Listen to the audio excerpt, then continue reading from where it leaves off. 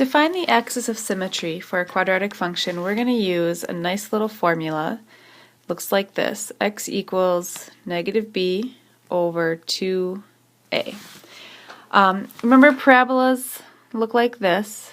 The axis of symmetry is going to be that line that goes right through the center of your graph. It cuts your graph in half. The left side will mirror the right side. That's why it's called an axis of symmetry. Your graph is symmetrical. So to find your axis of symmetry, you just have to know the b value and the a value.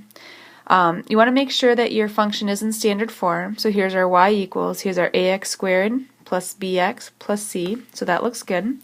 Our a value is the 2 in front of our x squared. Our b value is 4 in front of the x. C value is negative 1, but if you notice, there is no c value in the formula, so I'm not even going to write it down. So axis of symmetry, we do x equals, and then we're going to follow that formula. We do a negative, and now let's look to see what our b value is. So our b is a 4 over 2 times our a value is 2.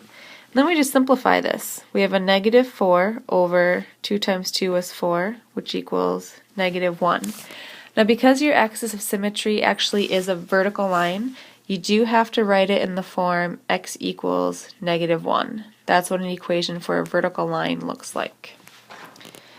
Alright, this next example, finding the axis of symmetry, again, make sure you're in standard form. We're solved for y, so that's good. Here's our ax squared. Now, if you notice, this one only has 2 terms. The term we're missing is that bx term over here. So if you're missing the b value of your function, that means that your b value must be equal to 0, because 0 times x would have canceled the whole term away. Our a value will be that negative 3 in front of the x squared, and now we're ready to use our little equation. So x equals negative b, so negative, and then our b value is 0, over 2 times a, which is negative 3, and that gives us 0 over negative 6, and 0 divided by anything is 0. But again, we want our final answer to be in the form x equals 0.